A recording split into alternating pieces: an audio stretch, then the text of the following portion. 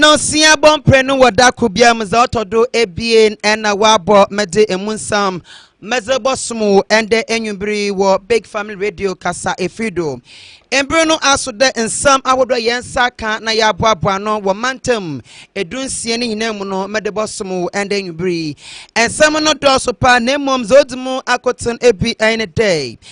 Ghana Mampahin oye Mampahin Yera Yohani Dramani Mahama Akasa Northern Sama would be and also atugwa yedze enchemu yedze ebro Adishe binim wongwe fuye pa ebufuni ina the one tas a day Mampahin Mahama wetum apam ebinum odefi wane asone yem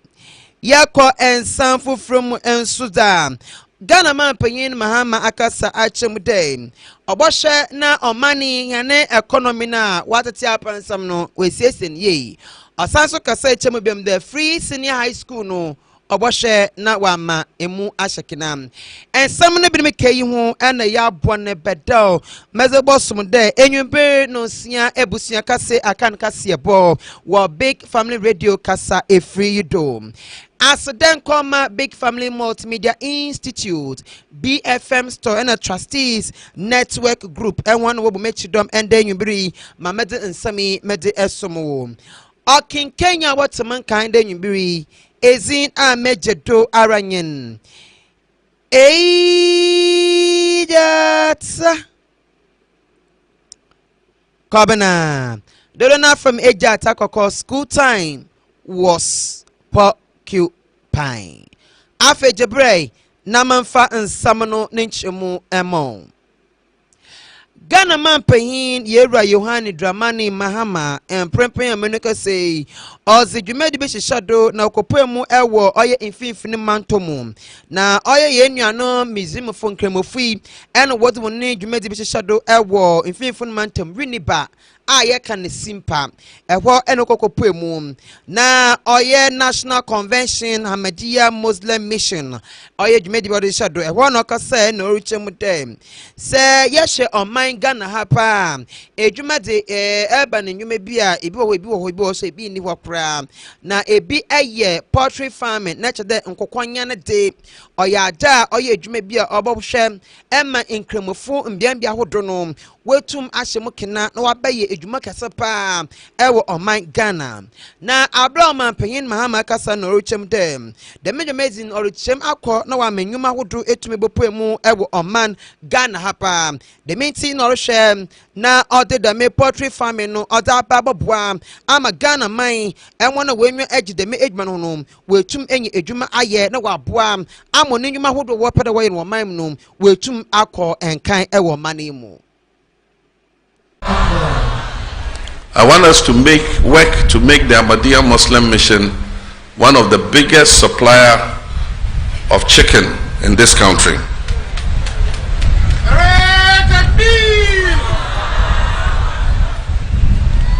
I intend to keep that promise I made, and I've already whispered to the Amir some of the steps that I have started taking. This farm will become an example and would lead the way to encourage other faith-based organizations to realize that they can go into income-generating projects both to generate funds for the missions and also to provide jobs for their congregants. It will encourage faith-based organizations to look into income-generating projects, especially in the agribusiness space. And so Maulana Noor, you will soon be hearing from me. You'll receive some visitors who will come and start working with you on the feasibility study. And soon I'll be your ambassador to look for the funding to be able to. Ebusia ma onechuno ena Mampahin Mahama sanso kase biom na ochemude se yehye oman Ghana yene economy no baby emprempen we duripa oye ahometew pa na economy no de ontumi ngen na ndo ende egbehwe na economy osimisisi ya meyo economy osimiti ya meyo economy kru ya osinenumfu ya ne economy kru ya besan aka chere ne efu ne yo na che de economy no no ho ento another on top okra na on be wa be oboshe magana yene economy no etume gina briane pa kan oye the 24-hour economy out the bay ende obi bokọ adwuma no pa wa pon na obi akọ awiabe na wa pon obi akọ anwumbi na kire okay traffic light red go green enta bokọ red na akọ red awo bokọ yellow na akọ yellow also bokọ green na kire akọ entni na kan mo obaye oboboa emo man Ghana yene economy no wetum afa ne tampapa efra na wasan ejina ne na biom. This is going to be our immediate priority. How to stabilize our economy, bring down inflation, stabilize our currency, and run the economy in a transparent and accountable manner. Through a homegrown fiscal policy,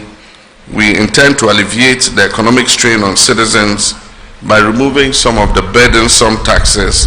and prioritize efficient revenue generation. It's our intention to capture more of the informal sector into the tax net so that we can fairly share the burden and incidence of taxation. The 24-hour economy policy, inspired by and tailored on global success models, will play a strategic role in this endeavor. This transformative initiative will create sustainable jobs, modernize our economy, and unlock Ghana's growth potential. In addition to this, healthcare is another urgent focus of our administration. We will prioritize investments in infrastructure and human resources to ensure accessible quality medical care. We shall continue abandoned health projects and operationalize them as key steps towards expanding. Abusia yetwa nsa nodo Ghana man panyin Yewura Yohane Dramani Mahama wo the medjumedi ase metre National Convention of the Ahmadiyya Muslim Mission Ghana. When it made the shadow in Finfin Mantomu, Winneba, a one was the mid shadow. Now, Abraham and Payin Mahama Casanom, or Bom Mitchemudan. Yes, oye free senior high school, INPP, abandoned by now. A mouthful be break a cadre on Mahama Bay, or Botchum, another bay form, or Casano Chemudan. And Yaza free senior high school, no, all by Botchumenda, or China, and a dam. Name of Boshano was Shemokina. No, I'm a free senior high school, no, afanta papa Ephraim na the me free senior high school also ye we been mo once urban technical and vocational education and training aye 20 kan TVET na we na no obehwe mu kinapa the microphone wusian san adwuma ewo mu ento bohwe na wa aboa ama dwumedwe ne etum akonkan ye na free senior high school no za odo otum oye edeboa no obeye na ode aboa. Education is the cornerstone of national progress. And to this end, as promised, while strengthening basic education, we will sustain and enhance the free SHS policy so that we gain the benefits that it is intended to bestow. We will address challenges such as overcrowding to ensure quality education at all levels. Our plans also include free tuition for first-year students entering public tertiary institutions, the completion of abandoned e-blocks, and investments to provide equitable learning opportunities nationwide and across the whole education value chain. These initiatives will empower our youth with the skills needed to excel in a rapidly changing world. We shall emphasize technical vocational education and training so that we can produce the skilled manpower that is needed for business and industry. I'm going to set up a planning committee to start working on the National Education Review Conference that I promised. This conference will review our educational system right from the kindergarten through the basic to secondary to tertiary to technical vocational education and identify what the hindrances to quality education are at each level of our educational system. Yetwa and some no do yeda ho ewo manpanyin mahama ne akachi ewa na yeda ho ejina na onetru no osanso kasa no oriche mu dem se yehwe omanga na ha kata se hye dwumidie kankan na proye ademudie na fakadam adoso pan wo omanga na ha entene be yoreba no odin seye egu akwema osi ode oye code of conduct bi ezreba na nya wetum aku etia kata se hye dwumidie kankan na proye ewo omani mu dementi eno ode operation recover all loot aye twantewe kan ora no odreba na wetum wa operate ni na wapoa emma wan awodoa wo aban mu no na wo wiawia abaneja paze worefa abananzama odko ni efefie ahodum no wetum na wone mbran enwon ediye pa na okasa we no chem dem obohwe mo den hye yahodo egu akwam na wodeda me oye code no aba meso boboa wobokun etia dame kata hye dwumide kankan na proye ewo omane mu.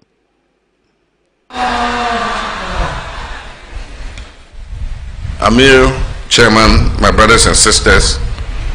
good governance is the foundation upon which a nation's progress rests. In this light, transparency, accountability, and ethical leadership will define this administration. We shall pass a code of conduct for our office holders, and they will strictly abide by that code of conduct. We shall carry out comprehensive audits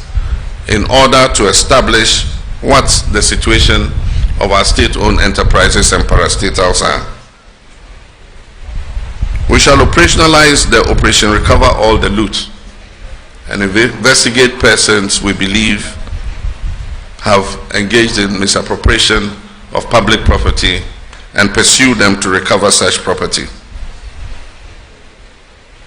We will strengthen the institutions of accountability, that is the anti-corruption institutions, in order to ensure that public trust is restored.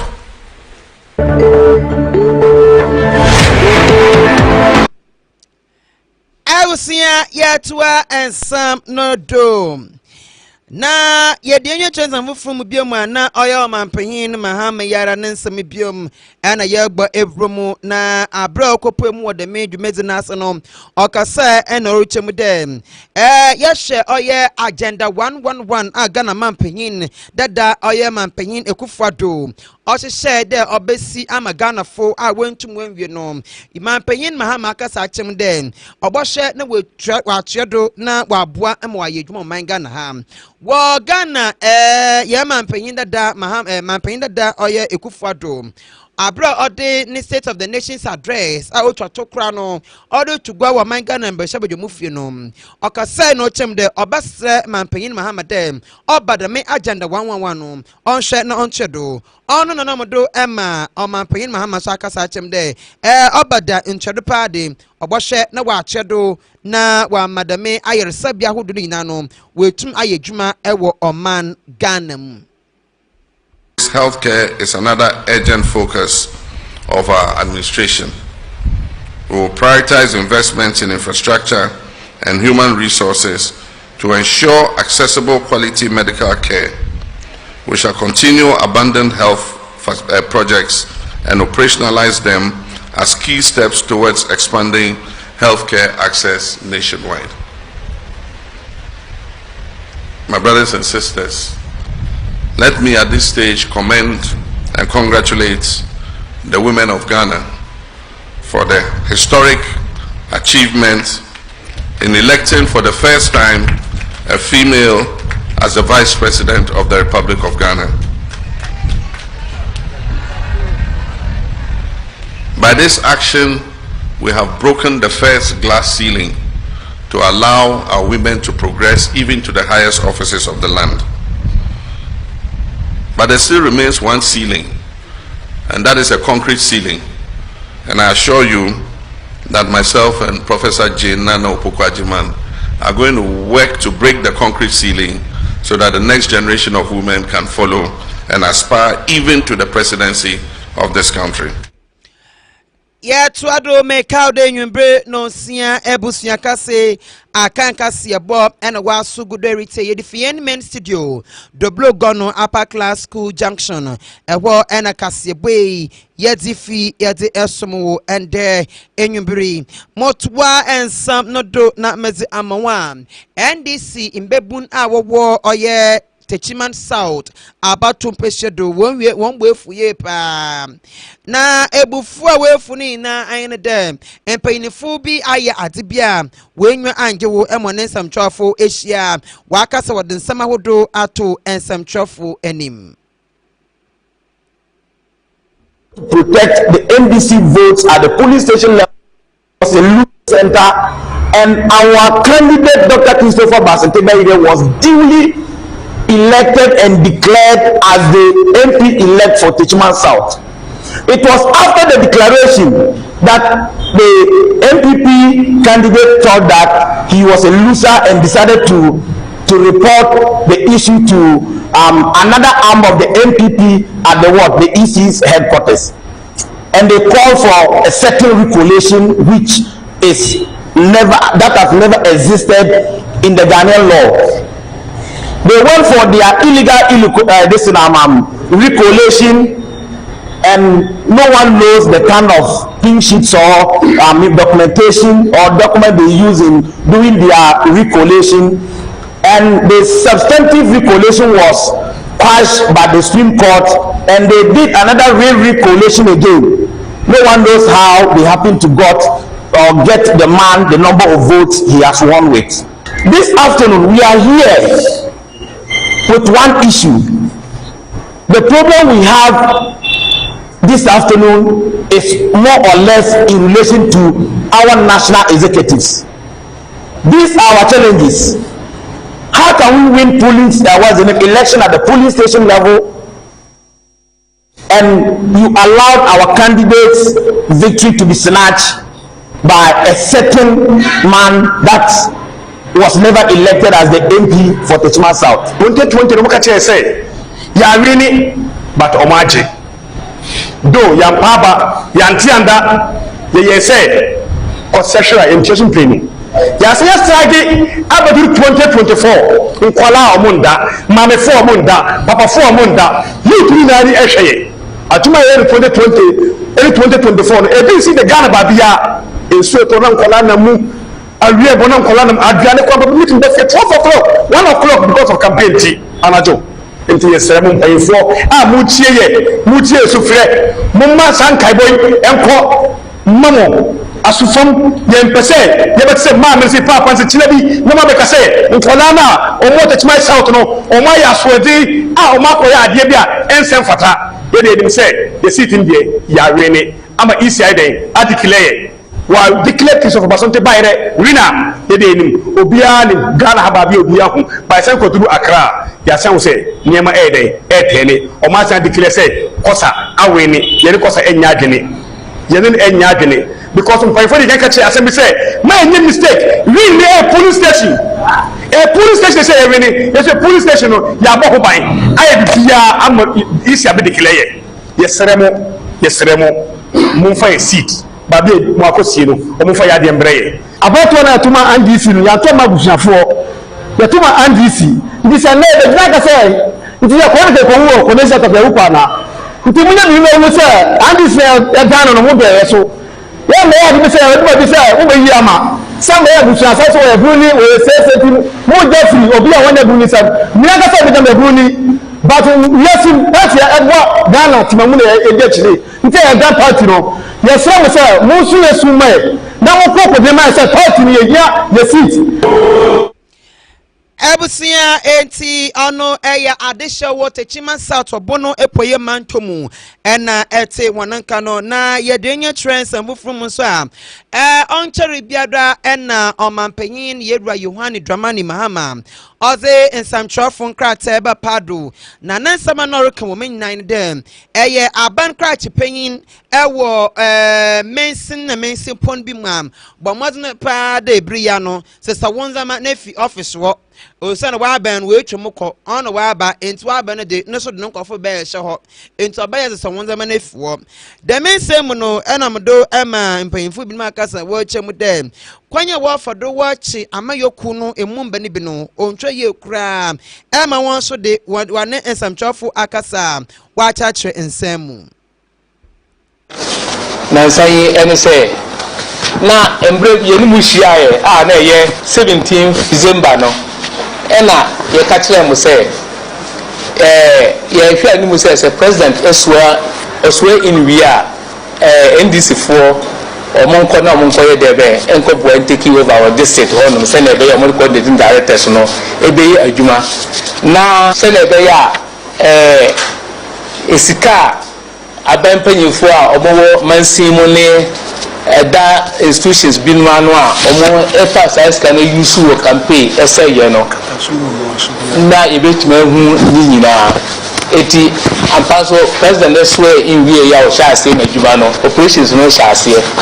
na sha ase no ne na yese wo ho ne civil servant fo a na omo ho no ma esese party fo no omo ye adwuma no omo local offices no se na be ya omo nya access enwura mu sa adwuma bi na omo ya no de ya ni anje ho esese adwuma no omo ye se omo nye handle omo kura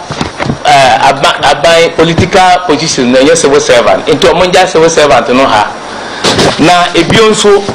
yes sign so kase Greater Accra regional chairman Ashmore issue statement be say police enchi omo ye sa operation no ye pese ono etiase ni police na etiase omo ntimi nchi obia sa de no ye mpeneso yan kase yan fwaso say omuko local offices for civil servant ni we no yemfo eno so nemo omutimi chi obia because 8 years ago sa na mani si ye nyina ye wo ha no obia ni ho no awaka ho asem etiro we no me ya omo ye se ne ombe ya iska nkrofo bi di ye ni no ma fo a omo aye no se na ebe ya aban ya waba fufuro ye obetumi aye sa nkrofo no na